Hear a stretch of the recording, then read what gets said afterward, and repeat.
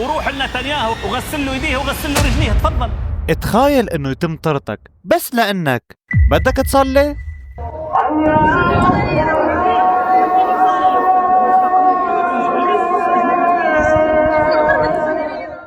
بسجود جماعي في قلب المدرسة، هكذا رد تلاميذ على أستاذة هاجمتهم وحاولت منعهم من أداء الفريضة موبخة: صلوا في بيوتكم.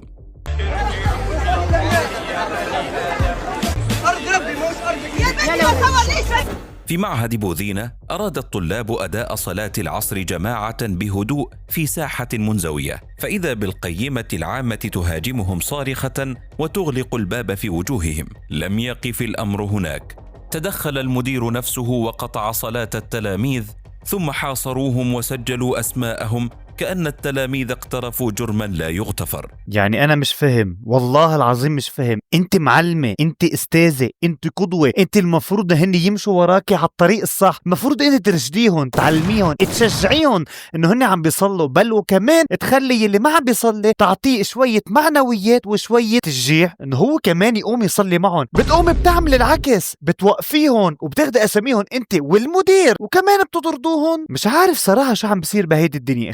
خلينا نشوف بس بعض المؤثرين كيف علقوا هذا الموضوع بالفيديوهات تاعتهم. سكر عليهم بالبلج وبالمفاتح، تخلي العباد خايفة، بعدها تمشي تاخذ اساميهم بنات واولاد وتعديهم الكل على الطرد. ايوه تعديهم كلهم على الطرد، بنات واولاد، وفوق من هذيا الكل تزيد تكلم لهم الحاكم. قولكم. يؤكد التلاميذ أن هذه ليست المرة الأولى التي يطالبون فيها بتوفير فضاء مخصص للصلاة. سبق أن قدموا عريضة رسمية إلى المندوبية الجهوية للتربية منذ العام الماضي، لكن لا استجابة. لمدى عقود كانت الصلاة تعتبر تهمة تعرض من يمارسها للتتبع الأمني والسجن، حتى لم يتنفس المجتمع التونسي الصعداء ويتمكن من ممارسة شعائره كالصلاة وارتداء الحجاب إلا مع ثورة 14 من يناير. لكن العداء للدين ولشعيرة الصلاة خاصة ما زال مستحكما في أوساط عديدة. هيدي تونس معناها لو كان معرفش يعني القوك تزبطلوا الا تتكيفوا اللي هو ما يتكلموش، اما على خاطرك تصلي وتعطي في حق ربك تولي بيك وعليك.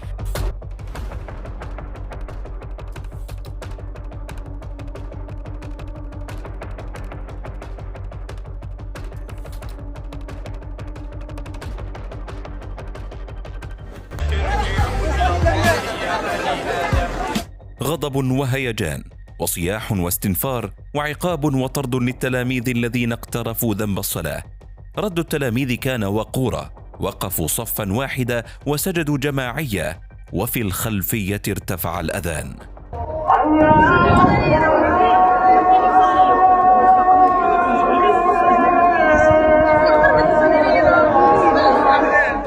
برأيكم هل اقترف التلاميذ جرما يستحق كل هذه الجلبة؟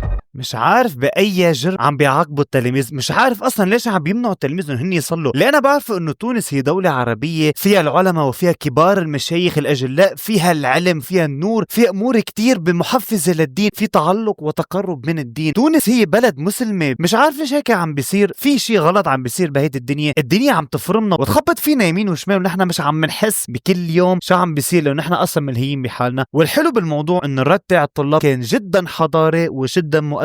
كل اللي عملوه هن بس مجرد أكملوا صلاتهم وسجدوا قدام الجميع، وكان من وراهم عم بيرتفع صوت الأذان.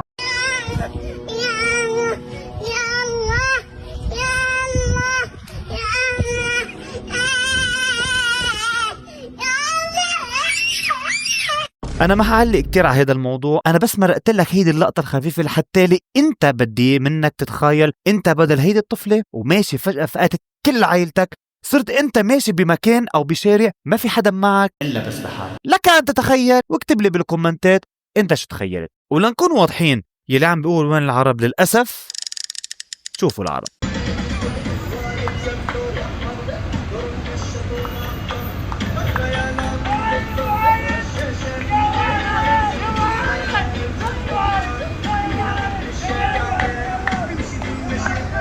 للأسف هيدا بعض ما يحصل في بلاد الحرمين. هيدا الموضوع لا بيمثل بلاد الحرمين شعوبا ولا حكومة ولا إدارة، وإنما للأسف هيدا مثال بسيط جدا من الأمور عم تطلع قدامنا، الفيديوهات اللي العالم هي عم بتوثقها. ومش بس شباب، للأسف في كتير من النساء عم بيعملوا بعض افظع من هيك. بس انا طبعا ما حاعرض فيديوهات النساء، لانه طبعا احتراما للنساء المسلمات، لانه هيدا ابدا ما بيمثل لا ديننا ولا حتى نسائنا الطاهرات. أنا كمغربي سأكون ضد مصالح بلدي، وأنا مع إسرائيل ظالمة أو مظلومة. أنا مع دولة إسرائيل ظالمة أو مظلومة.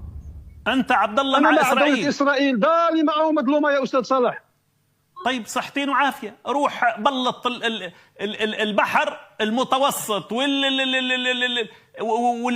وكل المحيطات، وروح لنتنياهو هذا الذي تقطر اياديه دما، وغسل له يديه وغسل له رجليه. تفضل، ما دام انت بهذه الوضاعه، روح غسل ايادي ورجلين نتنياهو، هذا الذي يليق بك. ولن اقول لك شكرا لانك لا تستحق. انا من هذا دعم للارهاب على فكره. حتى القانون الدولي للصحافه وللمهنيه يقف معي الان في هذا الموقف. انت تدعم الارهاب، كانك تقول لي انا مع داعش على الهواء، لا استطيع ان اقبل ذلك. وانت تقول لي الان انت مع المحتل، انا لا استطيع ان اقبل ذلك. انت داعم للارهاب وداعم للفاشيه، لا مرحبا بك في هذا البرنامج. لك أن تتخيل بس أنه صاروا عم بيطلعوا على الهواء علنا ويقولوا نحن مع.